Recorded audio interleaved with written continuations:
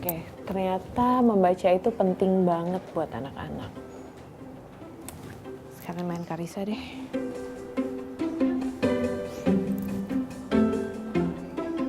Halo, Kar, di mana? Gue main ke rumah lo ya. Bisa, lo nggak kemana-mana? Oke, soalnya gue baru baca info penting banget. Ternyata baca tuh penting banget buat anak.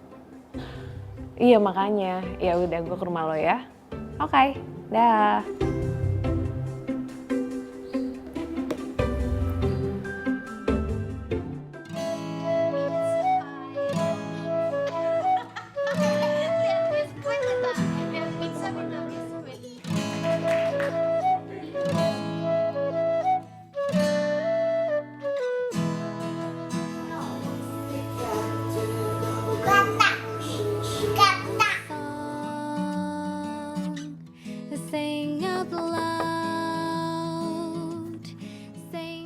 Halo, assalamualaikum. Karissa ada? Ada, lagi main sama Kenzi. Oh oke. Silakan masuk. Tadi udah janjian, aku dalam ya. Iya, Mbak.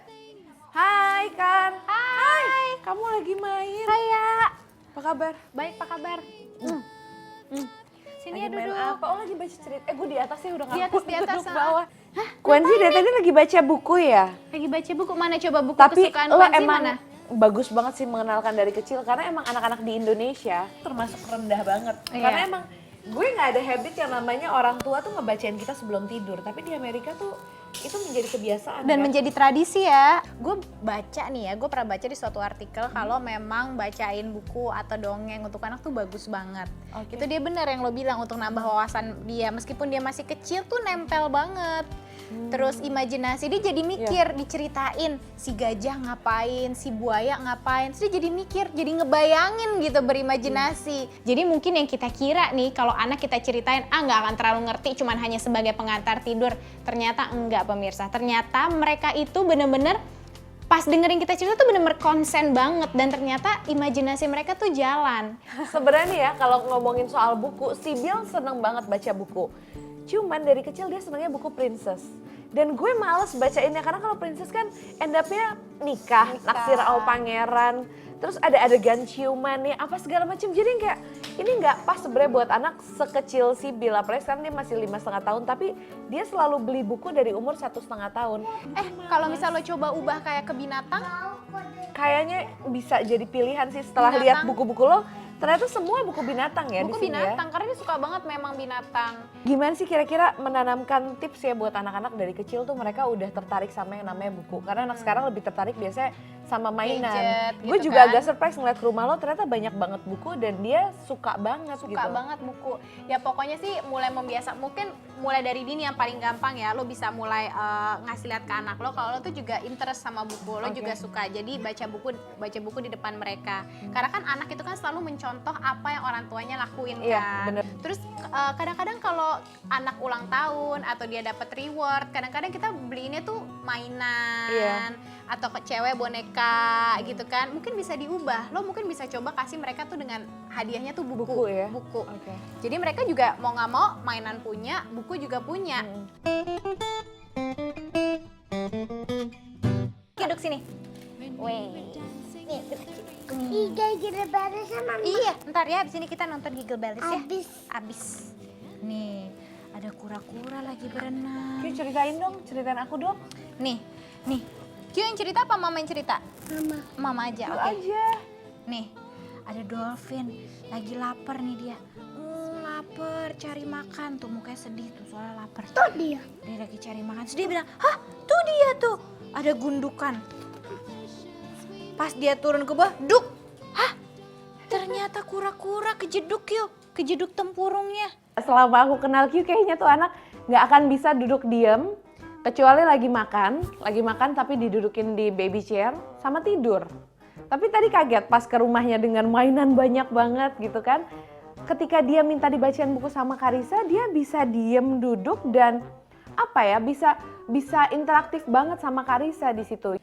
Terus si kura-kura bilang, Dolphin gimana sih kamu Dolphin? Malah kejeduk, aku lagi cari makan. Nemo. Ada Nemo, ternyata gara-gara airnya kotor, airnya keruh, si Dolphin jadi nggak bisa ngeliat. Tuh, dia bilang, yaudah yuk kita cari makan aja yuk, ke atas yuk, ke darat. Ayo, ayo. Tuh, dia lihat, hah kotor banget. Lihat tuh banyak sampah. Pantes aja tadi aku gak bisa lihat, kata dolphinnya Q. Pantes aja tadi aku kejeduk gara-gara kotor. Tuh, tiba-tiba ada burung gagak. Burung gagak ya, batuk, keselak gimana? Hah? Terus si kura-kura lihat, hah burung gagak kenapa? Batuknya gimana?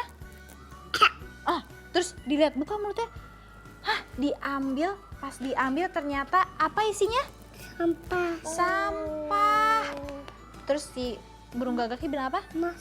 Makasih, you save my life katanya. Dan tadi seru sih, jadi ngelihat dari pertama cara membacakan buku. Saya emang mungkin biasanya kalau bacain buku ngikutin aja tulisan yang ada di situ. Tapi ternyata lebih interaktif ketika bacain buku mengganti dengan bahasa kita sendiri dan melibatkan si anak. Tuh, lihat dia mikir nih si dolphin.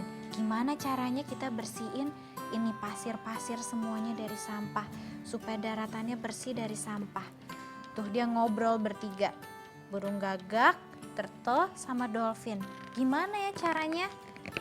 Terus mereka punya ide.